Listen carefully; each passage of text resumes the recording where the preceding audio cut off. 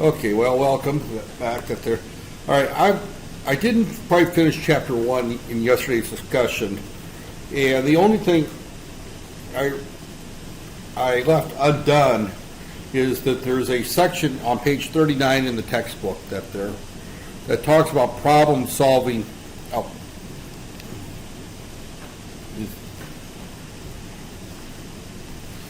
Okay, you know what?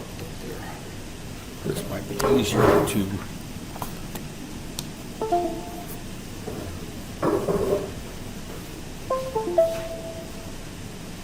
Okay, to bring over that there. Okay, I brought my docking station over.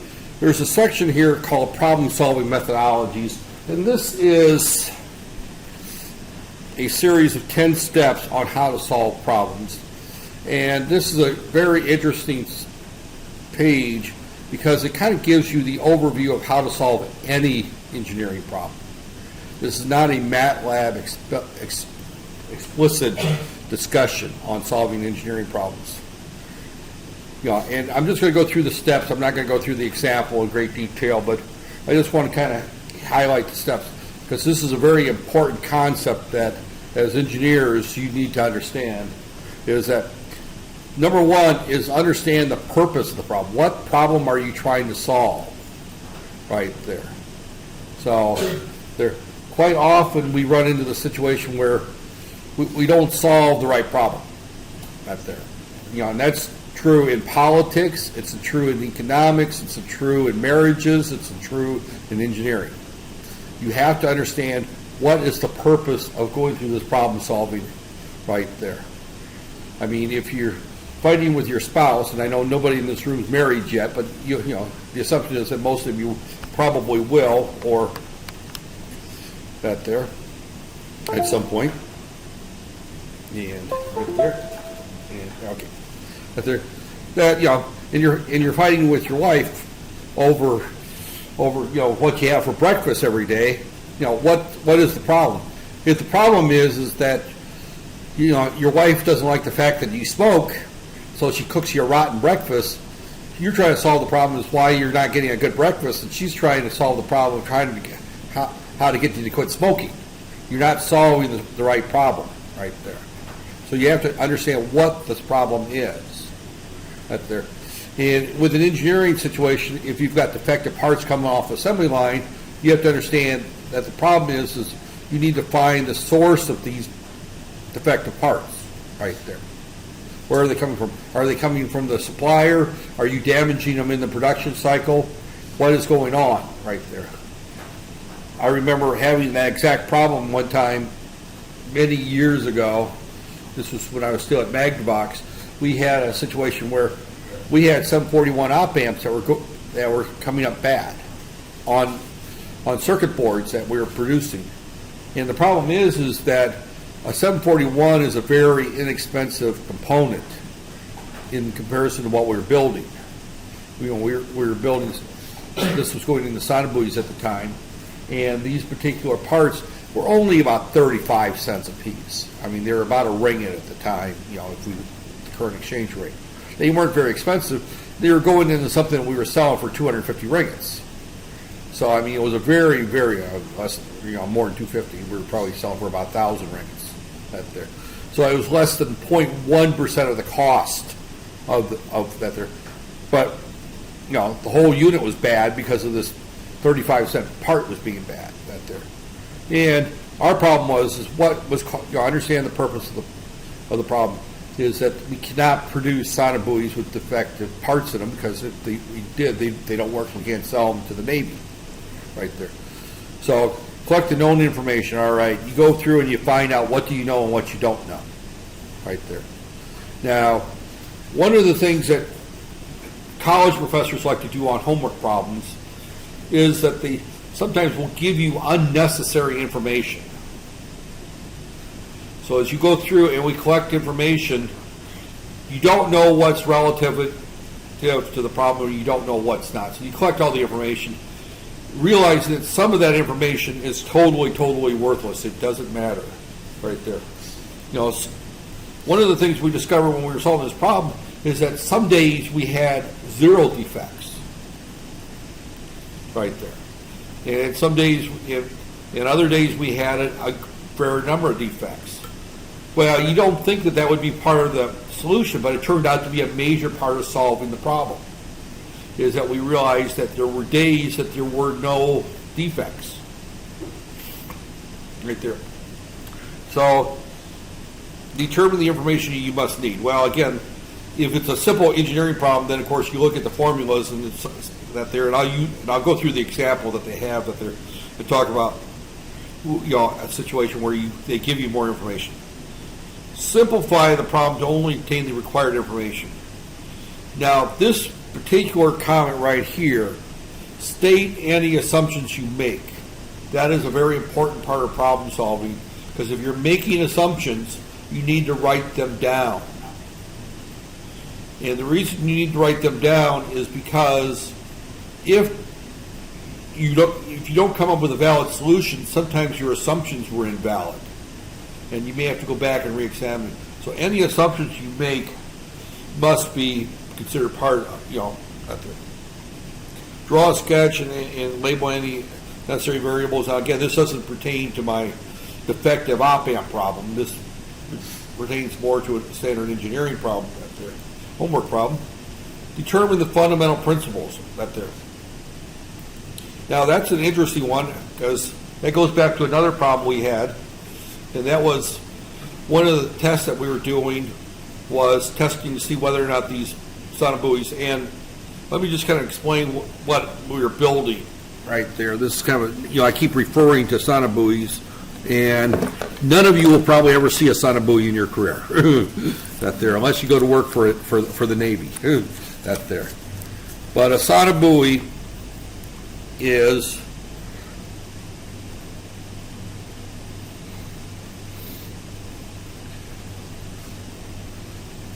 it's a device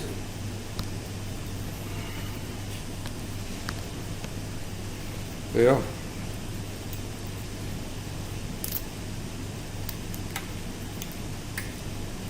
need to buy more batteries, which requires a trip to the only place I can find these batteries is not Singhang, they don't have them, Harvey Norman. But it's a device, it's a cylinder, it's round, and it's like maybe, I'm going to say, about 0.8 meters long, and across here is probably, I'm going to say 6 inches, so 6 inches is maybe 15 centimeters, something like that, right there across round. It's made of aluminum. It looks like a oversized Pepsi can right there, only it's not painted right there. And it's got several sections, and you drop it in the ocean. And when it gets dropped in the ocean, this part drops off out there, and a little thing hangs out there, and a microphone drops out right there. And then the top part has a little, the top part has a air bladder in it that acts as a float to hold it up toward the surface of the water, right there. And what it does is it listens for submarines. So a microphone will drop 50 feet, 100 feet, which is like 50 meters roughly, and they vary. I mean, you can set these to various depths that they're looking for submarines is what they're looking for in the ocean, right there. Well, these things have to be waterproof, right there. So one of the tests we had was testing to make sure the thing was waterproof, right there.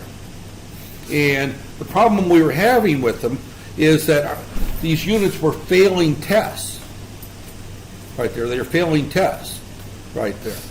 And we double check them, and they weren't leaking. We called it a pressure back test. And the way we tested them is we put pressure in there to see whether or not we pressurized it to so many, we were using pounds per square inch of pressure, and then we'd pull a vacuum off right there. And we were testing the O-rings and the seals up there. And anytime you have a cylinder you drop in the water, you use a lot of O-rings and a lot of seals to make sure that, that it doesn't leak out there. So, and we were failing tests. Well, what it turned out to be the problem had nothing to do with the O-rings or anything else.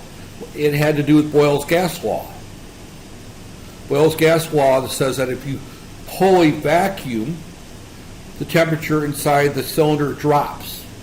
As the temperature goes back up, the pressure increases. So it was looking like it was leaking because the pressure was going back up, and it looked like a leak. But what was happening is our temperature, when we pull the vacuum, would drop down, and then the temperature would go back up. So our pressure would drop, and then our pressure would go back up right there. Boyle's gas law says that pressure is equal to the temperature divided by the volume times some time constant right there. So as our temperature was the thing we weren't keeping track of. And as we were pulling vacuums and putting pressure on, we were raising and lowering the temperature out there. The solution, and the problem was that we were using a reference tank because we were looking for very small changes in pressure. So the way we would test this, here's our unit under test. We call it unit under test, UUT. We'd have our reference tank, and we pull a vacuum on this, we pull a vacuum on this, and we compare. Here we have a differential pressure gauge right there.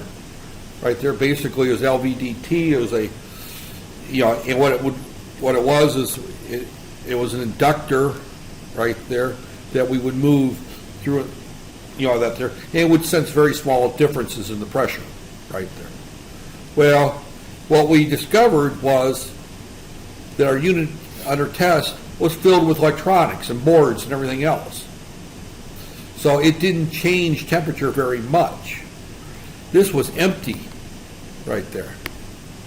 So its temperature would change a lot right there. Now we sat there, and it took probably a month and a half of doing various tests to figure out what was going on. And as soon as we started looking at the temperature, and I was brought in as a consultant, this was after I was working for the university to solve this problem, that we saw the difference in the temperature swings right there when we started measuring the temperature inside the tanks. Our solution was a very easy solution right there. Our solution was to fill this empty tank with the same amount of stuff that we had in our unit under test, so that the temperature constants were the same. So this temperature would drop, this temperature would drop the same amount. This temperature would go up, this temperature would go up the same amount. So we had to equalize the temperatures between the two of them right there. What we were doing originally was we were equalizing the pressures, and then we were thinking that the pressures would go up the same time, but because of different thermal mass inside the unit, and that's a term you probably haven't come across, but there's something called thermal mass right there. And it takes so much energy to heat 1 kilogram of water versus to heat 1 kilogram of empty air. Water has a lot of thermal mass to it right there. So our solution was simple. We took a defective buoy, we took everything that was inside of it and just dumped it in our empty reference tank. So we put a bunch of garbage in here. But our garbage had the same thermal mass of what's inside here. And that solved our problem right there. So going back to our discussion here, is that they're draw a sketch and labeling variables. See again, that we were at determine which fundamental principles are applicable. In this case, we didn't know what fundamental principles are applicable. We're thinking like electrical engineers. We're all electrical engineers solving this problem. We're in a test engineering department, and we're determining, but we're measuring a physical problem here. We're looking for a leak in a physical item. So now, and we're using pressure in order to look for that leak. So we're outside the electronics realm. We're now into the physical realm, right there. And we're looking for a solution, and our solution turns out to be nothing to do with how we're measuring the pressure, how we're measuring how we're drawing the vacuum. It has to do with the physical characteristics of our empty tank versus our full tank and the temperature swings. So it's quite often our solution is not obvious out there. So fortunately in school you don't run across these problems, but when you get out in industry you'll run across these problems a lot where things are not like a textbook problem. This clearly was not a textbook type problem. I've never seen a problem in any textbook that talked about measuring, keeping track of thermal mass and looking for leaks and things that go underwater. And I can guarantee you that Samsung and Apple and all these folks do the same thing with their cell phones now. That they have a way of testing for leaks, because the new Samsung 7, the Note 7, if they ever fix the batteries, that they're supposed to be waterproof to a degree. Same thing with the iPhone 7 is not waterproof. You can't submerge it. It's more splash proof. So that's a different test. The Note 7 is supposed to be, you can submerge under so much water for so many minutes or so. So they have to do a test like this. So, all right. Again, this whole discussion here has nothing to do with MATLAB, by the way. It has more to do with just problem-solving skills in general, right there. So, all right. Think generally about the proposed solution. Now, this is homework problems, and consider what approaches that you would take if you're going to solve a problem, Label each step in the solution process. Now, again, if you're solving a complex problem, and what I was talking about was a complex problem, right there. We're looking to find a solution to a problem that is not obvious. If I give you a problem here and I give you a circuit and I say, calculate the voltage across R3, that's not a complex problem. That's a relatively simple problem that there's an easy solution for. You plug in, you plug things into Thevenin's voltage law equations or Norton's current law or whatever and you use your circuit analysis. You stick the matrices in the MATLAB, you find the currents, and you multiply the current times the resistance, and you've got the solution, right? And then you can hook up the circuit in either real life, with resistors, and put an oscilloscope on it, look at the voltage across it, or you can plug it into PSpice or electronic workbench and do a simulation to verify your results are right. The problems I was talking about here are not that type. These are much more complex, where you may not know what the solution looks like. So, but label each step. If you solve the problem with a program, hand check the results with a simple version. Make sure. Now, this is an important one right here. If you solve it with a program, hand check it with a simple version. That is to double check your program. Anytime you write computer code, you need to verify that you're getting the right results. Again, we solve a large problem using the computer, but we need to make sure that our computer is doing what we want.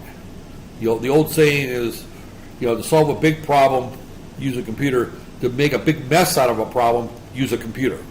Because all it takes is a simple calculation error or input error. Yesterday, I think I was doing one where I forgot the minus sign in front of the 9 toward the end of the class, and I kept getting the wrong answer. I put it in 3-4 times. I kept getting the wrong answer, and then somebody was smart enough at the front to saw the minus 9, the negative sign was missing on the 9, and bam, I got the right answer immediately, right? Sometimes it's just operator error. Well, in my case, toward the end of, once I hit that 60-minute mark, my operator mistakes start going up. I think everyone noticed that I've got what's that, attention span disorder or attention deficit disorder. After like 60 minutes of talking in front of a group, my ability to think starts diminishing rapidly. Well, and as engineers, that's going to happen to you. To be real honest, when you think of the engineer that sits in the cubicle, that they're working for a company like Google or Tesla or one of these large companies, who spends 18 hours in front of a computer solving problems, I can guarantee that he's not working 18 hours or she's not working 18 hours, because if they did, they would never get anything done after the first hour or two. You have to get up and go take a break, go get a cup of coffee, check your Facebook page, check your email, or do something else, and then come back and do. I usually like to get up out of my seat and go, get a cup of coffee, go visit some people, take 15, 20 minutes every hour or two just to get away from the desk. And it's just, obviously there are cases you can't do that. Final exams are 2 hours. I think some instructors make them 3 hours now, don't they? I think Dr. Abraham set his exam to 3 hours, which is almost too long because the mind can't work for 3 hours straight, right there. So, again, if you solve it, program hand check it there. And then the last step here is perform a reality check on your answer right there. So you have this, does it make sense? This is a problem that I've had for, when I first started teaching, calculators were just now getting, that tells you how old I am. When I was going to school, calculators just came out and were cheap enough for students to use. The generation 2-3 years before me were still using slide rules. And none of you have ever used a slide rule. You probably have never seen a slide rule, right? A slide rule is one of these little sticks that you could got a little window and you can move things around and you can do multiply, divide, find logs, find cosines, things like that with it. But it's a calculation tool. Really, engineering work of magic in terms of doing mathematics on a little stick, right there. A slide rule, in slide rules, when you're working with slide rules, you had to really think about what your answer should be in order to use a slide rule. You couldn't just work it blindly. Using calculators and tools like MATLAB and PSpice, you could jump in there blindly and solve the problem and not get anywhere close to the answer because you made a clerical error, like a minus 9 up there. So you should have an idea what the answer should look like. And that's why you should do the hand check using a simple version that you can calculate by hand to verify that your answer is up there. So, and one of the things that students like to do, and some engineers, is when you do solve a problem, the precision of the given information, simplifying assumptions, and the requirements, you need to worry about the precision that you're working with. If you're solving a problem and you've got, you're measuring voltage and current and temperature and pressure and all these various physical quantities, plus or minus 1 degree or 1 pound per square inch or 1 kilogram, or I guess it's Pascal per square inch or something like, or per square meter or something like that. I can't remember the Newton measurement for pressure, but but all your measurements have a precision level attached to them.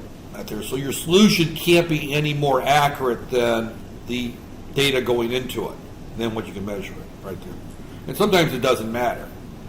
If you're calculating, the resistance required for a particular analog circuit, well, resistors only come in certain values, right? You can only buy resistors in 1 ohm, 2 ohms, 4 ohms, 7 ohms, or 6.8 ohms, 10 ohms. They only come in a series of values. So going and telling the person at the parts pen that you need a 75.2 ohm resistor isn't going to help you right there. He's probably going to give you a 7.4K or whatever. He's going to give you the closest one that is the standard value. So right there. So they give an example here in the book. It just simply says, you work for a company that produces packaging. You're told a new packaging material can protect the package when dropped, provided it hits the ground at less than 25 feet per second. So that's your final velocity. If the package's total weight is 20 pounds and its rectangular dimensions is 12 by 8, you must determine whether the package is out there. Now again, when we look at here, we've got some data right there. Right there. We've got some data right here. And right there. And we've got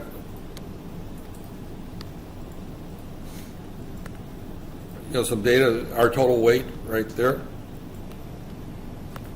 right there. So we've got some data here. You know, the data we've got is that our final,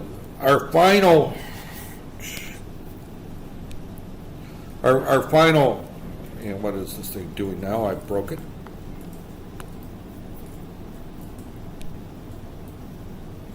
Okay. All right, I guess I have to use the mouse up there. Okay, our final velocity must be less than 25 feet per second, because that's what our packaging is good to. So this problem definition says that our final velocity has to be there, and we have to say that the weight is 20 pounds, and our dimensions is 12 by 12 by 8, that's there. And you have to determine, is this packaging good enough when a package is carried by a delivery person, right there. So that's the problem is right there. Right there. So again, as we look at that there, implication here is packaging gets dropped when carrying. Now here's assumption number one. It is not intended to protect against falling off a moving truck. That's a different problem. I mean, this package, you know, here we've got something we're going to carry. I don't care what it is. It could be a new iPhone right there. It's going to be in this new package, and this package is good enough if we carry, if we drop it and it hits at 25 feet per second or less right there. So if somebody throws this box off the back of a moving truck or it falls off the back of a moving truck, this package is not going to, we're not going to guarantee that it's going to work right there. So there. Now, again, you need to make that clear, is that you're not testing for that solution. You're not analyzing the moving truck problem. That's a different problem with a different set of calculations right there. Collect the known information right there. Known information is package's weight, dimensions, and maximum allowable speed. So we know how big the package is, we know how heavy the package is, and we know that its maximum allowable speed is 25 feet per second right there. Determine what information you need. Now, again, right there. So, although it's not explicitly stated, you need to determine the maximum height in which the package can be dropped without damage right there. And then you need to develop a relationship between the speed that there. So again, what you're looking for is a formula that will tie height of dropping a package to the terminal velocity when it hits the ground, right there. So we make our list of assumptions, right there. The package is dropped from rest. We don't slam it down. We don't throw it up in the air. We just drop it, okay? That's assumption number one, right there. Assumption number two, it doesn't tumble as if dropped from a moving truck. We're not going 70 kilometers an hour down John Gumbach and this package falls out the back of the truck. We don't guarantee the package at that point. It's that there. So, the given dimensions indicate that the package is not thin, does not utter as it falls. In other words, it's going to fall normally, right there. The effect of air drag is neglectable. We don't have to take into account the fact that there's air pressure. As we're dropping this package, it's that the air resistance is going to affect its speed. That's something drops in water, then of course the fluency of the water will slow it down, right there. Now, somebody like me who carries a lot of fat, and fat weighs less than water, you drop me in the ocean and I don't sink. I float to the top, right there. So, the old joke is I can't drown in the ocean because all I have to do is lay on my back and I can stay there forever.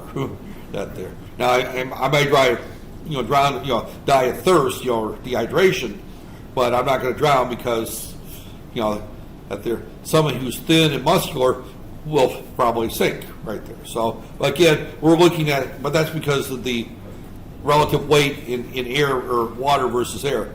So we're saying that the greatest height in which a delivery person would drop the package is about 6 foot, right there. So we're saying that we don't have any 8-foot basketball players delivering the package right there. So, okay. So the acceleration of our due to gravity is constant right there. So it's roughly 32 feet per second squared. For those of you that live in the metric world, which is Malaysia, G is equal to 9.8 meters per second square, but since this book was written in the U.S., they're using 32 feet per second squared right there. So what they're looking at right there is that we're saying here is that time versus our formulas from physics right there is that height is equal to 1/2 gt squared right there. That's about time. And our velocity is equal to g times t right there. So these are our two formulas that we're essentially going to use right there to solve this problem right there. Is we're going to figure out from 6 feet how long this thing is going to be in the air. And where do we go here? Right there. And then once we know how long it is, we get its final velocity right there. So we're going to use these two formulas right there. This last formula right here doesn't really come into play. We don't care about our conservation of energy, that mhg equals 1/2 right there. So again, we go through here and we solve our problem.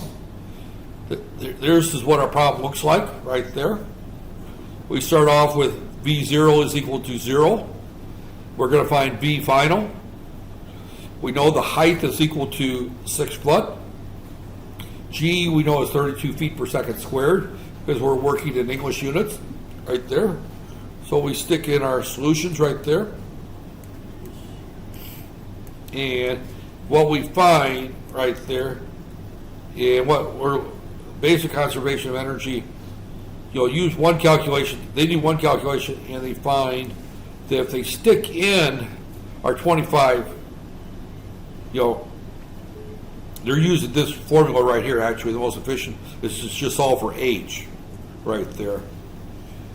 Yeah, they're just solving for H in this particular case right there. Is 1/2 V squared, VI squared over G.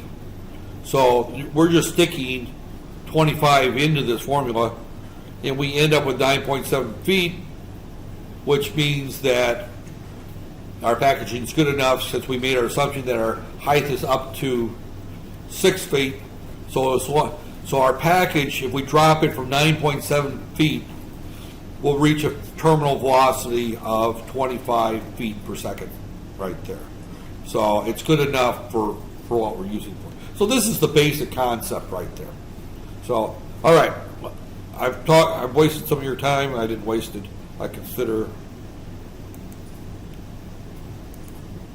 right there. Not there. That yesterday's lecture is just got done encoding that there. Okay, now I want to jump on to the next chapter right there. So, right there again, the rest of this chapter you could kind of go through. There's another piston motion problem that there. Again, I'm not going to go through that particular one out there. I'm going to jump through the slides to chapter 7, and we probably won't get through them. What I was looking for was our time so far. 33 minutes. I got another half hour at least. Okay, we may get further, I think, right there. So, all right. So here, this is kind of a review of matrices, this particular discussion right here, up there, and numeric cell and structure matrices out there. The first thing that he talks about in this chapter out there is that we can define a vector in 3 spaces by defining its x, y, and z coordinates right there.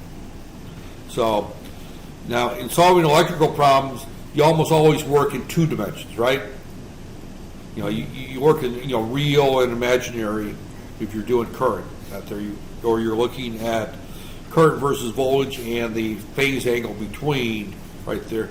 If you're working in the mechanical world, then you've got 3 dimensions. If you're doing computer graphics, for example, then quite often you're now using 3 dimensions. Not there. But we define any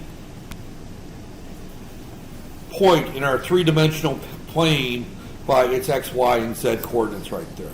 So MATLAB can handle 3 dimensions, 3 elements out there. So that there, the matter of fact, can handle much more than three dimensions. But when we look at life today, we're dealing with 3 dimensions. So again, we can set up a row vector. P is equal to 3, comma 7, comma 9, right there. We can do a column vector by just simply placing this here, or we can put a semicolon in between each of the elements right there. And actually, as I recall, let me just bring up, where's my MATLAB? Word's working all right. That's kind of weird. Where's my MATLAB there?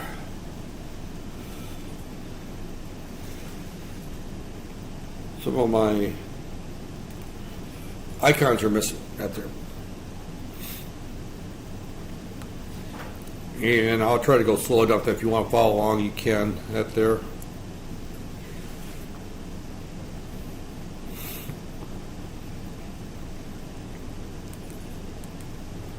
Right there. And all we're saying is P is equal to bracket 1 space 2 space 3 right there. And that gives me a column, or what he does is he places a P is equal to bracket 1 comma 3 comma 4 right there.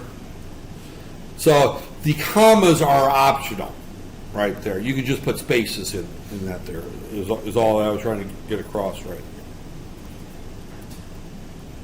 there. So now we can do this creates a row vector. We can do a column vector by placing the transpose notation, or we can place semicolons in between. So I can say K is equal to bracket 1 semicolon 3 semicolon 4 right there. It does it that there. Or I can say K is equal to 1 3 4 close bracket and the apostrophe there, and that does the same thing. So we have 2 ways of doing the same thing right there. Again, I typically don't put the commas in between on the row vectors right there. But he puts the commas in. It's probably it's up to you. I mean, for whatever reason, I just never learned to put the commas there. First time I used MATLAB, I figured I didn't need the commas, so I didn't put them in right there. And also remember, the first time I learned MATLAB, I didn't have a book to follow. I just jumped in there and just started using it right there, which is not the most effective way to doing it, but right there. So, okay. So that's how you enter column and row vectors right there. And that's all we're going through here is that I'm not teaching you any applications for this at this point. I'm just showing you how to put those in there. Create vectors by appending one vector to another. This is kind of an interesting thing to do right there, is that I can, here he's doing a row vector and he's just appending the 2 of them together. And that's kind of an interesting thing to do right there. Let's say K is equal to bracket 1 2 3 close bracket. L is equal to 4 5 6 4 5 6 close bracket. J is equal to 7 8 9 close bracket right there. And I can say Z is equal to KLJ right there. Oh, and I forgot my equal sign right there. And that just creates it's a little hard for you to see. It just creates one large row vector right there. I can do the same thing here. I'm going to put an apostrophe there.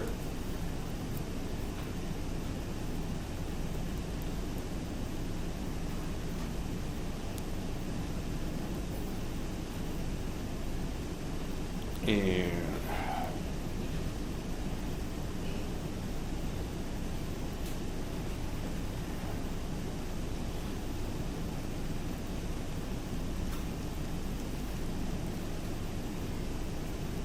Where's our 7, 8, 9?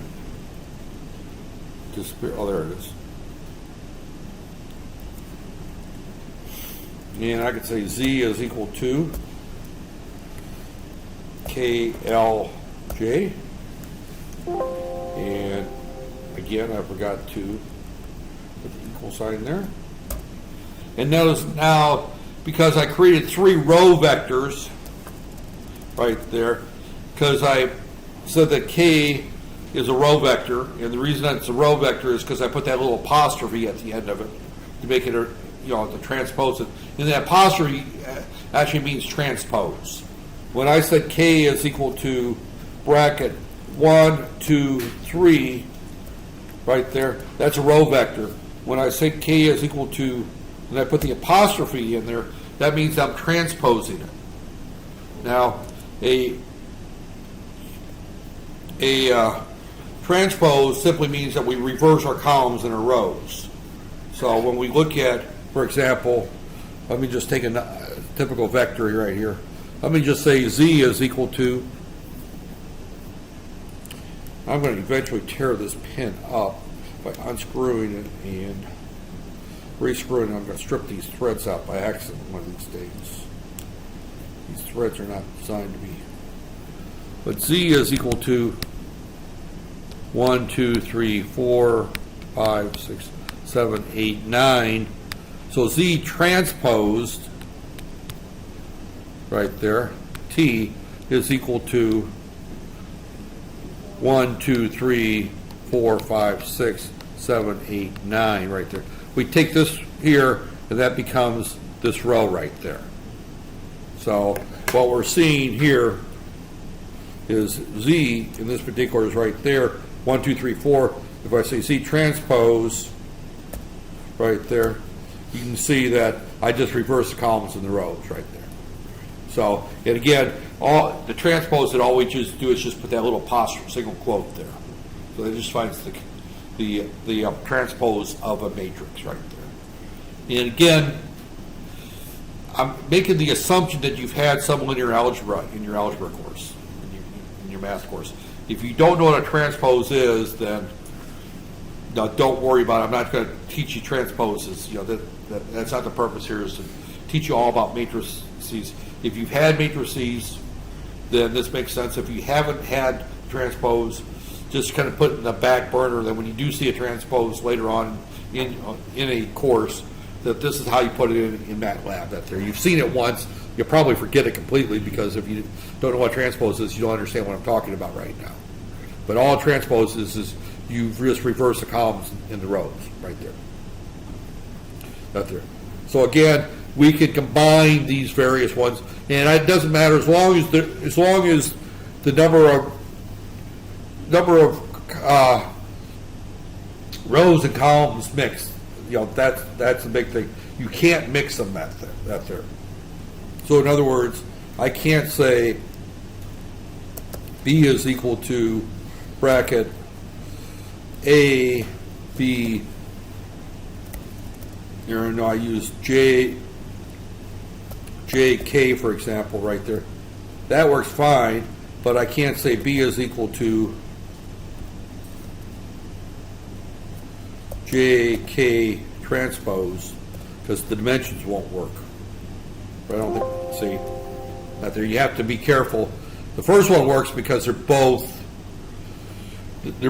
column vectors with 3 elements. But if I said K is equal to 4, 3, 2, right there, now it's a column vector with 4 out there. So if I go back and I put this in, they're not consistent. So the vectors have to be consistent. If you're going to concatenate a column vector with another column vector, they have to have the same number of elements out there. If one's got 3 and the other one's got 4, which is what I tried to do there, because J is right there. J has got 3. There's a column of 3 cells, and K is a column of 4. I can't concatenate those there. If I change J to right there.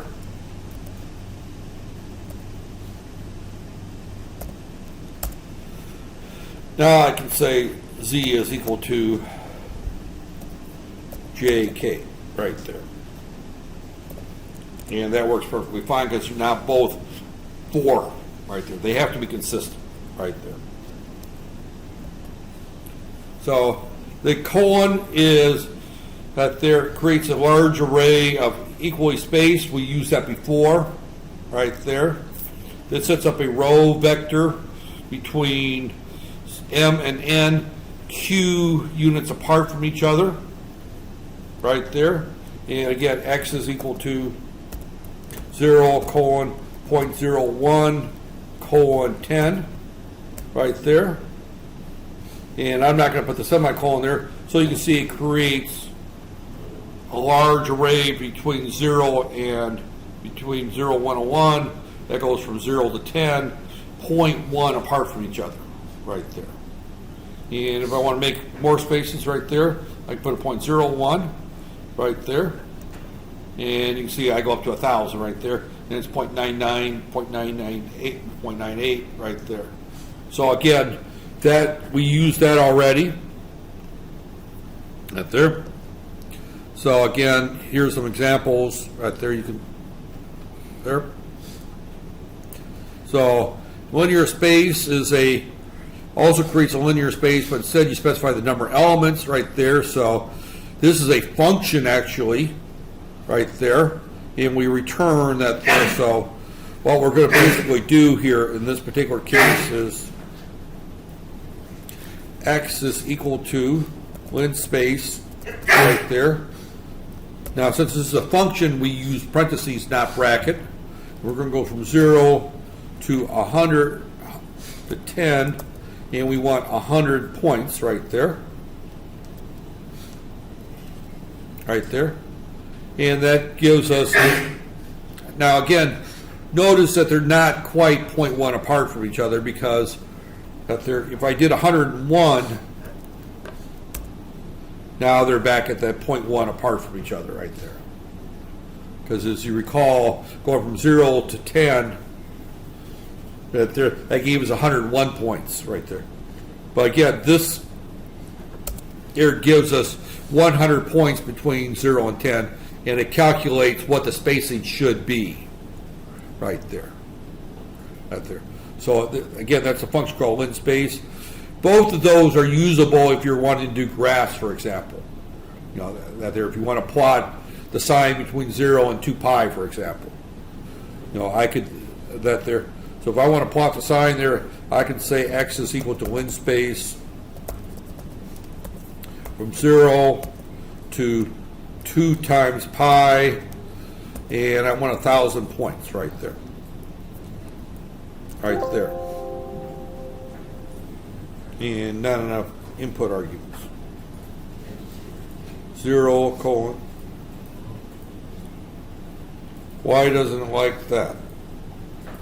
0, colon, to 2 pi. Oh, the reason it doesn't like that is because I just got done saying that this is X is equal to lin space 0, comma 2 times pi, comma 1,000 points. Right there. And then Y is equal to sine X, plot X, comma Y. Right there. And there we go. There's our plot from 0 to 2 pi. Right there. Now, if I did the same thing right here, oh, and I told it I only wanted 5 points,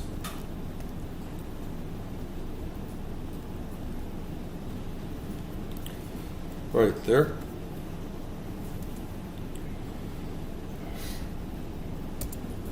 You can see that what our graph looks like. Because I only did 5 points that last time instead of 1,000 points right there. So, right there. So it's just simply Right there. So the first time I did it with 1,000 points, the second time I did it with only 5 points. So if I went back and did it with, say, 10 points,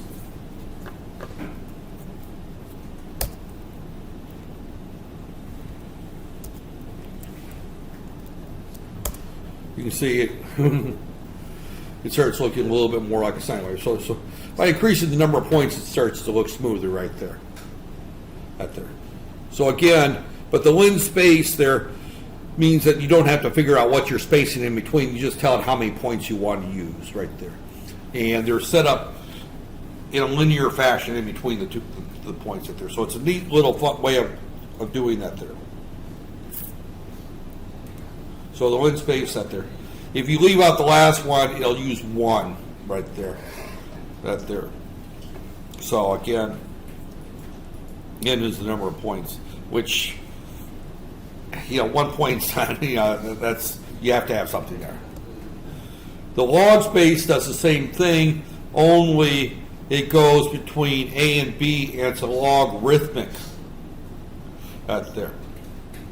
So sometimes we want to do a logarithmic graph, especially if we're doing the frequency response of, say, a particular amplifier, because normally when you look at frequency responses, they tend to use a log graph, so you quite often will use the log space out there. And I could show you what log space looks like.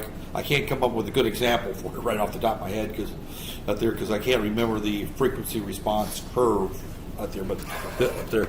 But again, there's some examples in the book, and maybe we might get to those next week.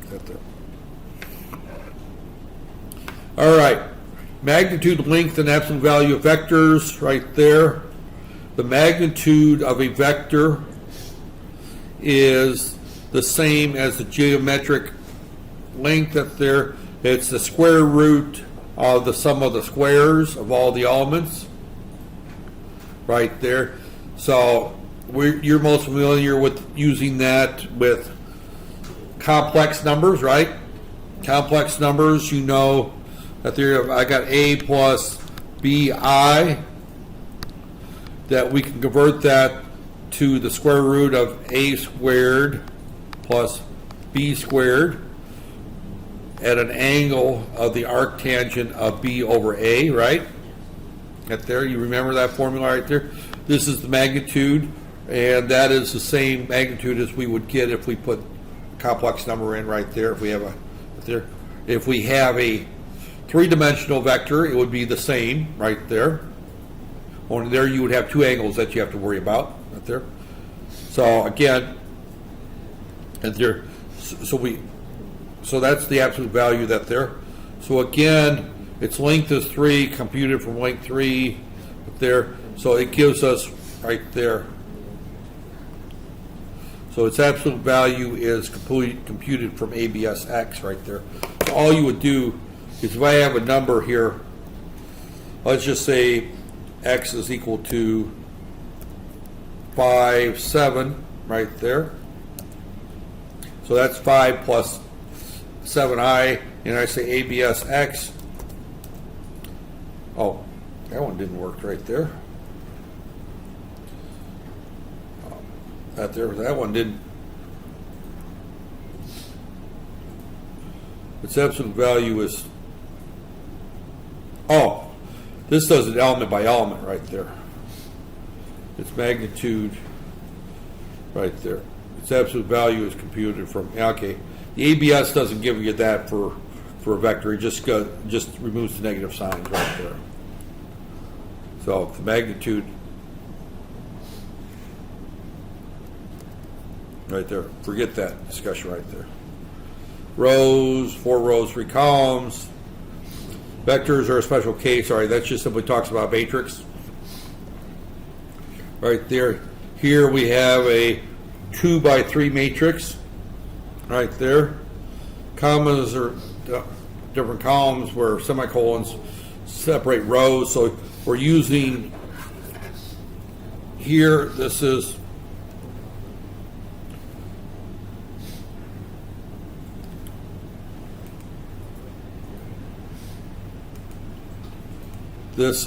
row 1, this is row 2, the semicolon between just simply shows spacing that there. So creating matrix, so that there, I already showed that, here we, by putting the semicolon in between, we create two rows right there, A and B. So here we created A is equal to 135 and B is 7, 9, 11. If we use C is equal to A, B, and we put a space in between, that creates one large row. If we put a semicolon in between, it creates two rows right there. So, and you do not use symbols to create a new array. You can type right here. This is a vector right there, 135. This is another vector, 7, 9, 11. I put semicolons, or commas in between, or spaces. That denotes that that's a row vector. This changes it to a second row. Right there, that changes to the next row. And here's another row vector. So I've got two rows with three elements up there. So again, we have select individual rows, elements up there. Here are some examples. V, all the row vectors of vector V, which I've never used that up there. Here we go through here, it represents the second through the fifth elements up there. So this is giving me the the various columns or rows right there, and he doesn't have a good example. All the elements in the third column right there. I have not addressed arrays this way, so I'll be honest, I never use any of this notation right there. A colon, 2 colon slash 3 that there denotes all the elements in the second and third rows, and also those in the first through the third columns right there. Right there. So again, what we're saying is here's B, and C is equal to B 2 colon 3. So that's the second and the third row right there. And 1 through 3. So what we're saying here, we're taking these two rows, and then we're only taking these three columns right there, or those two rows right there. That's a messy way of doing that there. I have never used it for any of my problems that there. But there are problems in linear algebra that you will use that there. You probably, as electrical engineers, you probably won't use it very often, but in some of the linear programming things and some of the optimization algorithms, I know that you look at that there.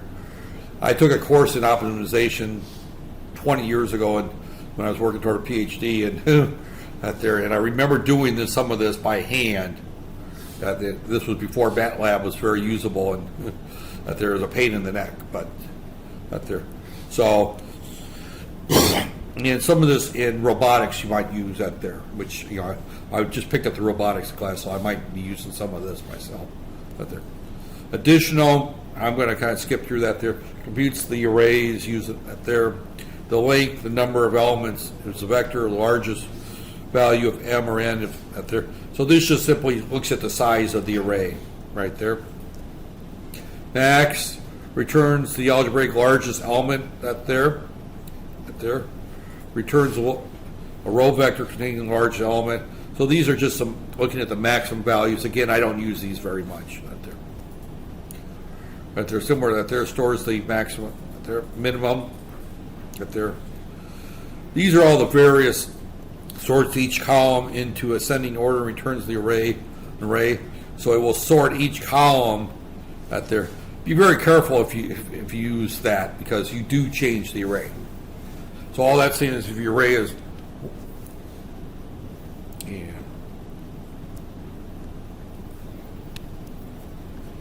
and what it is, I touch this. If I touch the screen with my hand, my pen no longer works. Unless I take the battery, just take the battery out and put it back in. It's a little glitch with this particular pen. But if our array is 3, 5, 2, 1, 8, 7, 3, 2, 1. If I run the sort, it's going to return back 2, 5, 3, 1, 7, 8, 1, 2, 3. It just simply sorts each row right there. Sums the elements in each column and returns to contain that there. So if I run sort there, this will give me back a row vector of, it looks like 10, 15, 16, and 6 right there. So it just adds each one of these up. This is the sum, this is the sort, and this is the original A right there.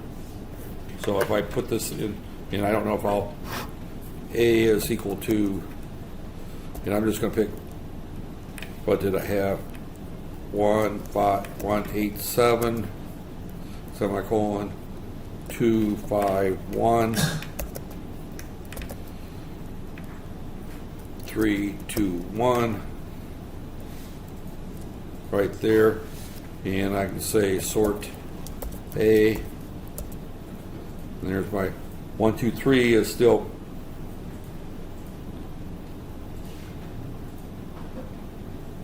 oh, I guess I did put it in 1, 2, 3 out there. I'm looking at that there. The A didn't look right with me, that 1, 2, 3 in the first column, but that there. But I put, yeah, that's the way I put it in. 1, 2, 3, 1, 7, 8, 2, 5, 1 right there. So when I sort A, I just sorted that there.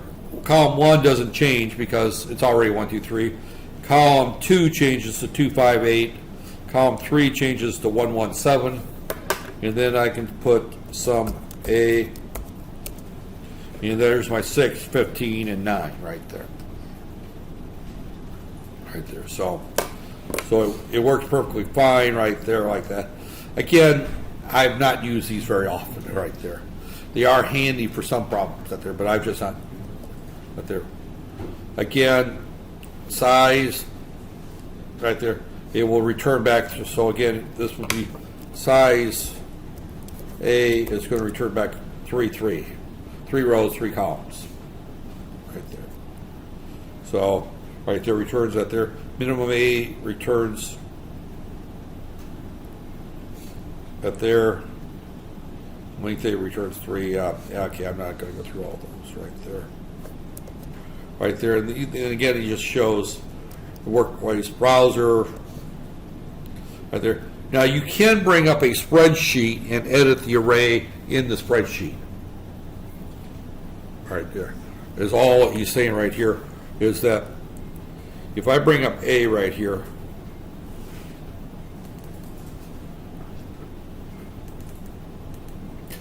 you know, that there, I can edit the values right there in A right there. So I can change this to 3.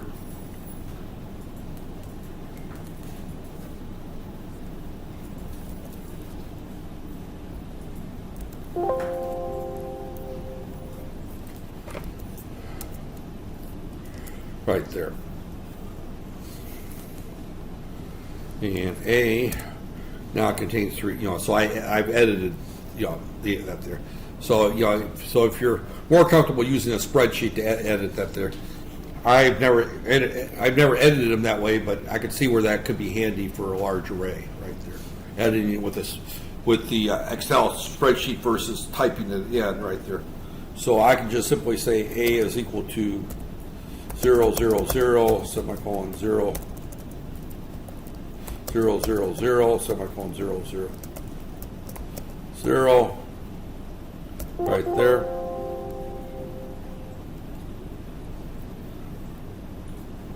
And what did it not like there?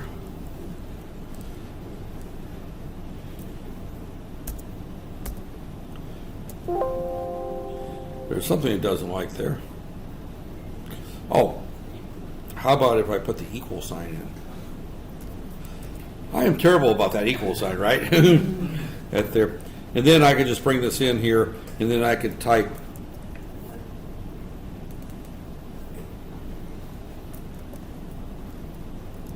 whatever values I want. And I can actually change the dimension right there. You see, you know, now I've changed the dimension right there of the array. So I can actually, you know, once I put the array in, I can do whatever I want in terms of size Right there.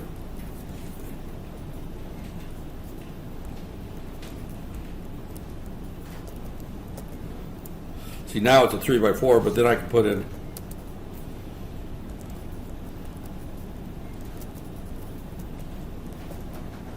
right there. I can then close it, and he is now a 4x4. So that there. So I can, I can easily just create an array simply by, that there, and I can enter it in the spreadsheet if I want. As I said, I did not use I don't use MATLAB for a lot of very in-depth other than engineering problems, so I don't necessarily use that spreadsheet option very often. Right there. Right there. So again, there. Multi-dimensional arrays, concatenating arrays, long dimension. There. I'm going to skip that. That just gets messy right there. Vector addition. This is a very important one for the mechanical folks right there, but vector addition is the right there. And again, you do a lot of vector addition and multiplication in AC circuits, right? Right there. When you're adding two impedances together, you're essentially doing vector addition, right there. So, right there. So again, we're looking at this is doing it in 3 dimensions. We don't necessarily have to. We don't do it so much. So I'm going to skip that there. Array addition subtraction, right there. Now, when you add 2 arrays, you add them element by element. They must be the same dimension. Subtract, they must be the same dimension, right there. So that's an element by element. So that there. So we're looking at each element right there. Now, again, I'm not going to get into the scalar multiplication, and this is a 3-dimensional scalar. The author of this book happens to be a mechanical, so he works more in 3 dimensions versus we work with 2 dimensions for the most part. Multiplying. Now, you have 2 ways of multiplying vectors. I mean, where am I at on time? Right there. Yeah, okay, I'm right out there. But if we're doing array multiplication, normally we're doing it right there. If we multiply it times a vector, a scalar, we do it element by element right there. So what we're looking at right here, this is by a scalar. Our array is 2, 9, that there. So all this is saying right here is if I have an array, A is equal to 2, 6, 2, 5, and I'm just making these arrays up, and I say B is equal to 2 times A, that there, I'm just multiplying 2 times each element of A right there. So that's all that this is saying, is that if we're multiplying by a scalar right there, we're taking 3 times 2, 3 times 9, 3 times 5, 3 times -7 right there. So multiplication there. Multiplication of 2 arrays is not straightforward. We have 2, and I'm probably going to end with this discussion. One is an element by element, and the other is array multiplication. Element by element is fairly simple right there. We just multiply 2 arrays right there. A is equal to that, so B is equal to this. I can say A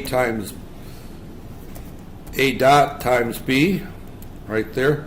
And what that does, it takes my 2 times my 4, 8, my 2 times my 4, 8, 5 times my 10, 50, 3 times my 6, and 18. So it multiplies. Here's array 1.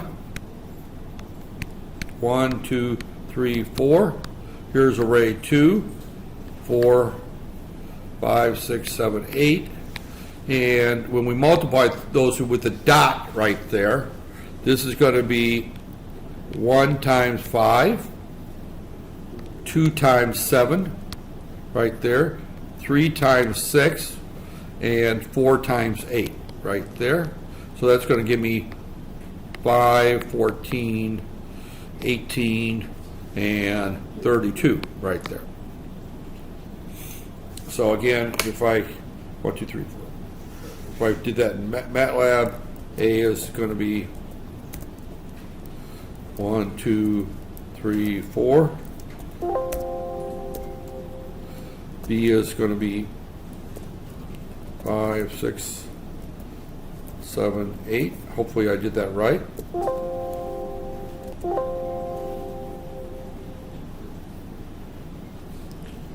And I forgot my equal sign again. Right there. Hopefully those are right. So A dot times B is 1 times 5. Right there. 1 times 5. 3 times 7. 21. 2 times 6, 12. 4 times 8, 32. Right there. And I don't know if that was the same as what I just did. Right there. So that's your dot multiplication. Now we multiply two arrays in matrix form. That's completely different. It's much more complicated right there. And because then if we're going to do 1, 2, 3, 4 right there times 5, 6, 7, 8, let's do it this way here. This is going to be this row times this column. I believe that's right. Yeah, right there. So that's going to be 5 plus 14, right? Then this one here is going to be this column times this row. So that's going to be 15 plus 21. This one's going to be 2, the second row, or first column times the second row. So that's going to be 12. And I wish they'd fix that bug. Maybe the Service 4 did fix it.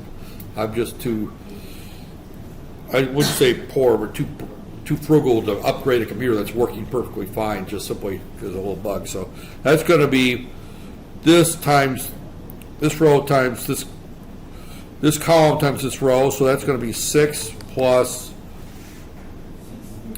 excuse me, 6 plus 2 times 8, so 16. And then it's going to be this column, so it's going to be 18 right there times 4 times that there, so that's 32, right? So that looks like it should be something like 19. That looks like 36, right? This looks like 22, and this looks like 50 right there. And we'll see if that's right. So A is equal to 1, and it's not 1, 2, it's 1, 3,